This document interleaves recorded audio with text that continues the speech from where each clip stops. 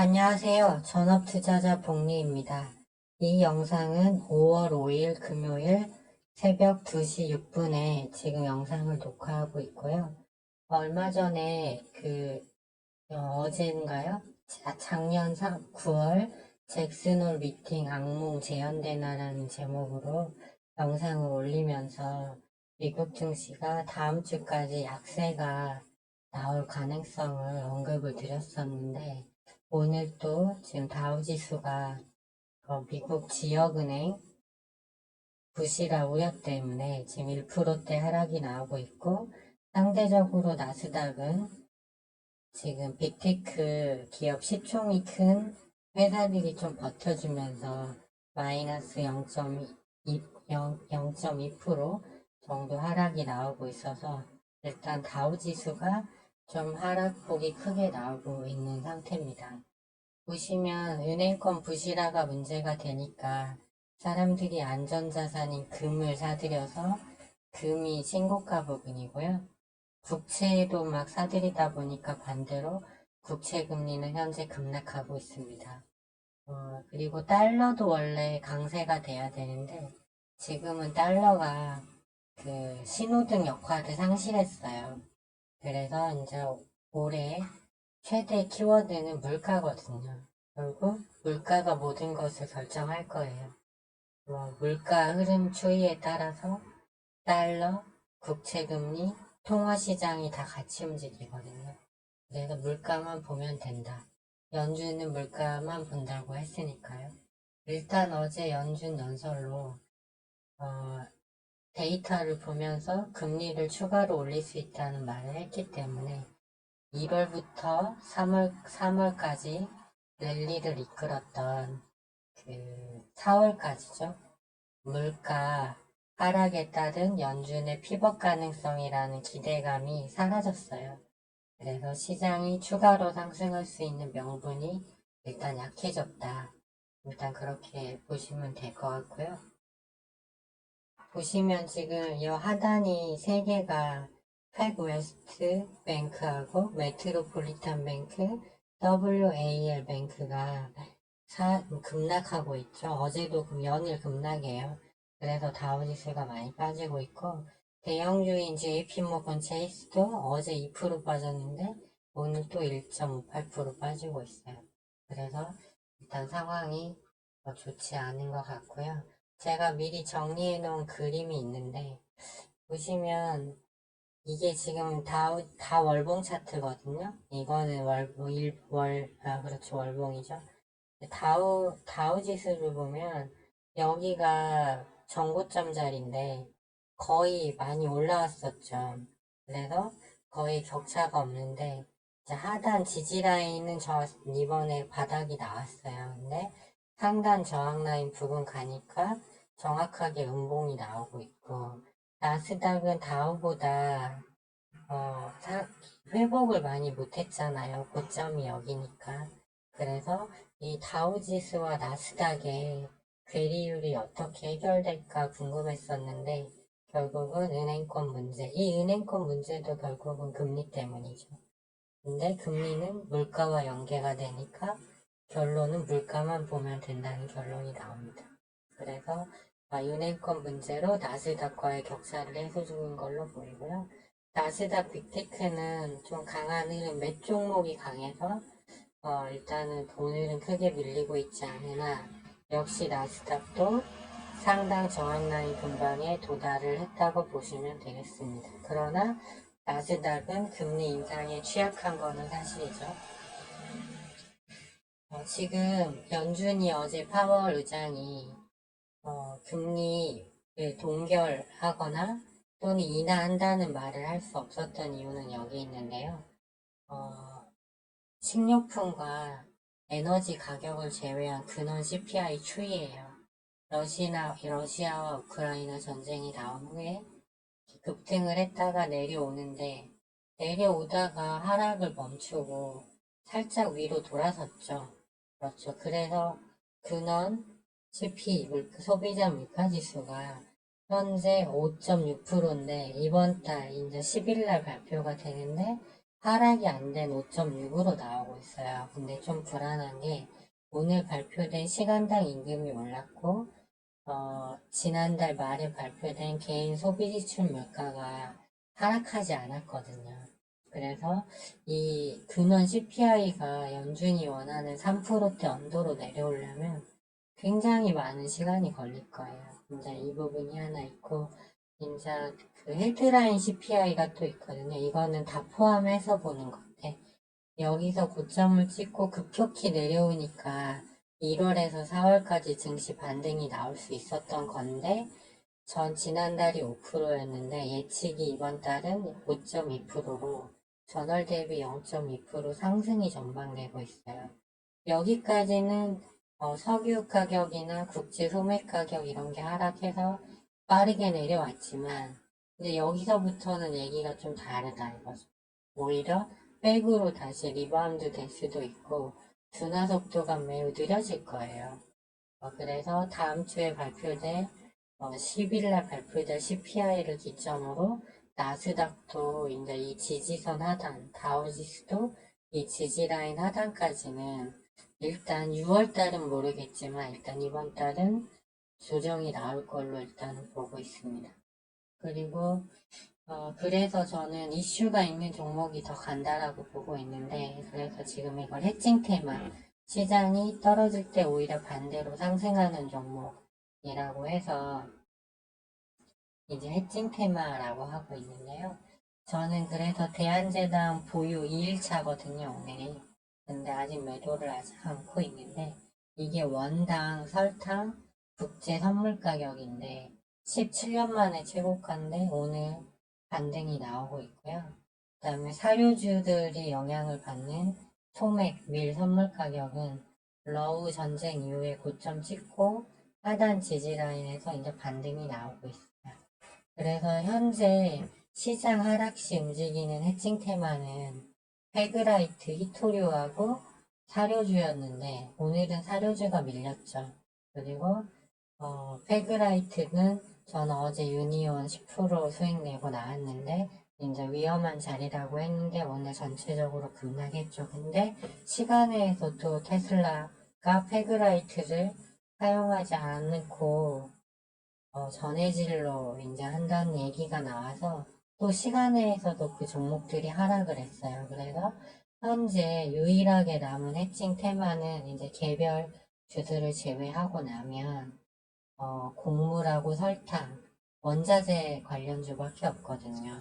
그래서 현재 소맥 가격도 어제 오르고 오늘 또 오르고 있고 3일간 하락하다가 원당 선물 가격이 오늘 반등 중이거든요. 그래서 잘 보시면 이 정도 상승 나오면 이 정도 하락은 차익 매물로 봐야지 하락은 아니다. 제가 그래서 오늘 오후 영상에서 올려드렸었는데 3일 일봉상 3일 하락 후 다시 재방등 패턴이에요. 그래서 내일 우리 증시는 휴장이지만 이제 소맥이 됐든 원당이 됐든 더 선물 가격이 올라주는 게 일단 시세 내기에 좋다. 그리고 가장 중요한 거는 흑해 곡물 협상이 이제 오늘 열려요.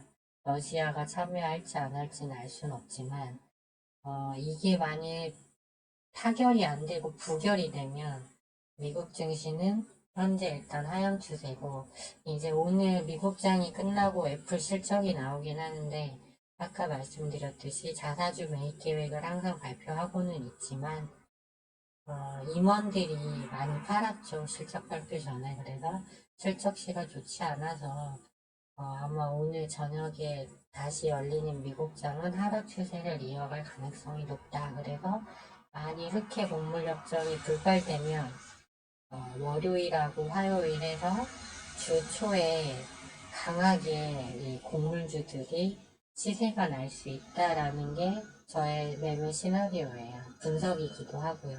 그래서 목요일 날 유니온 입절 후에 대한자장을 진입하였고 오늘 흐름이 약세였지만 매도하지 않은 이유가 되겠습니다.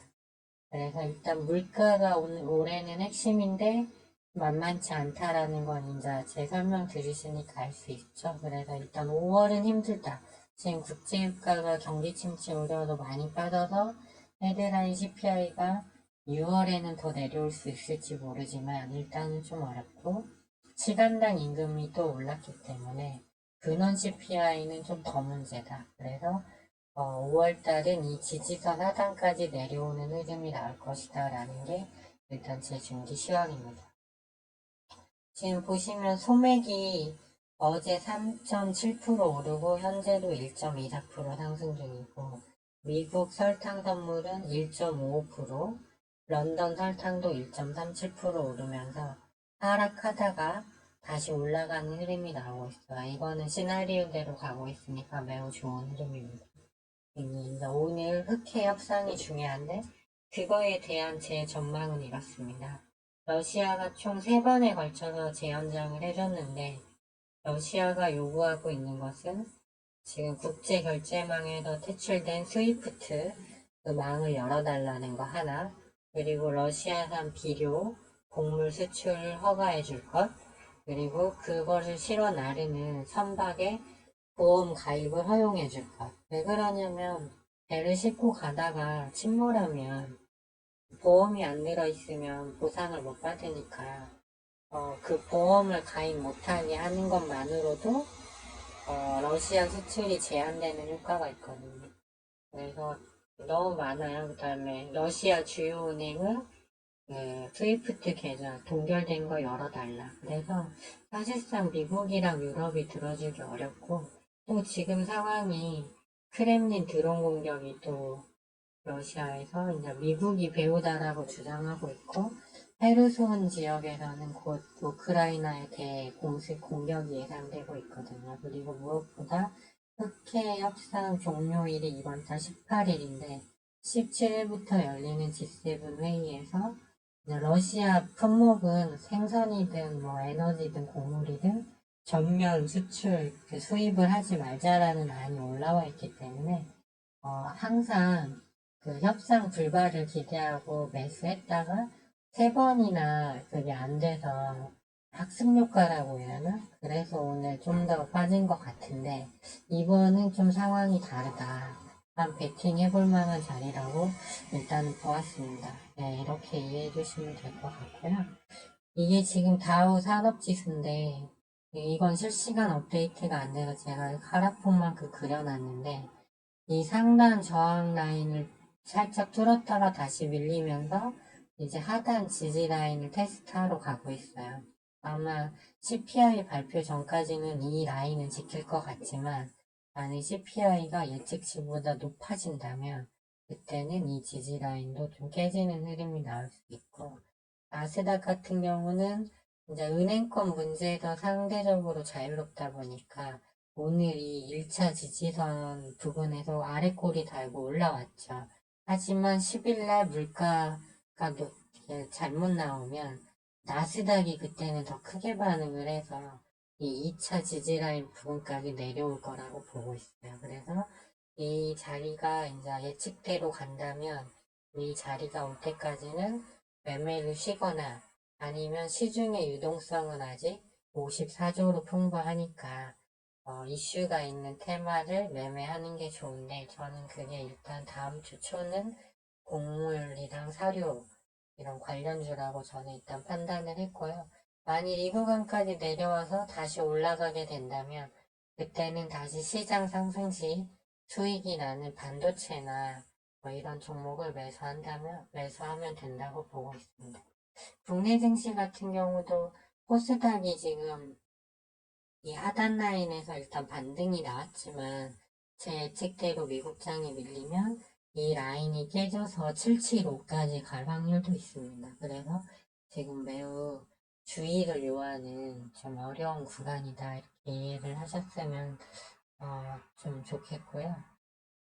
일단은 이쪽이 페그라이트였는데 오늘 하락이 나왔는데 시간에도 안 좋았어요. 악재가 나왔고 이제 대한제당 제가 보여주는 대한제당인데 오늘 21선 터치하고 살짝 꼬리 달았죠. 그래서 이슈만 나오면 언제든지 급등이 가능하다. 함스토리도 21선하고 가깝잖아요. 이격도가 이렇게 없으면 이슈 나왔을 때 올라가는 폭이 여기처럼 크게 됩니다. 그리고 이제 한의사료는 좀 21선과 좀 멀리 떨어져 있고, 미래생명자원은 대장 중이긴 하지만 아직 이격이 좀 크죠. 그러나 언제든지 되돌릴 수 있는 자리에 있다. 이렇게 일단 보고 있습니다. 일단은 이 상태로 미국장이 마무리가 되면 일단 하락 추세로 일단 끝나게 되는 거고요. 이제 애플 실적 여하에 따라서 내일 다시 이제 약세 흐름으로 나오냐, 어느 정도 회복하냐, 뭐 이 정도 흐름이겠지만, 일단은 노이즈가 너무 많고, 일단 물가, 10일날 물가 목요일이죠, 미국 시간으로. 이제 그때 좀 안 좋게 나올 확률이 저는 좀 높다고 보고 있습니다. 그래서 일단은 다음 주까지는 해칭 테마가 유리하다라는 그 시황관을 가지고 있고요.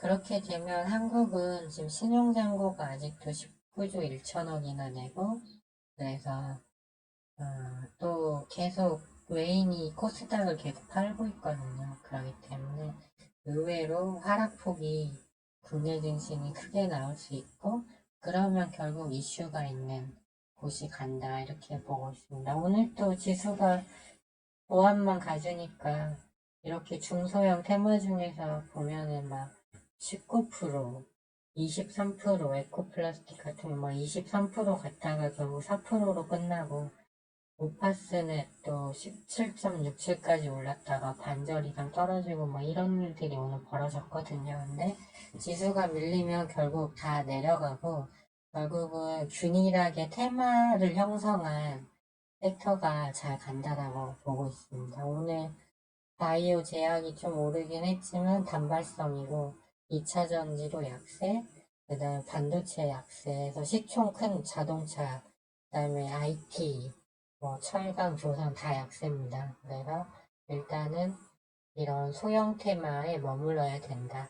이렇게 생각을 하고 있습니다. 원래는 미국장 끝나는 걸 확인하고, 나스닥은 일단 보합까지 올라왔네요.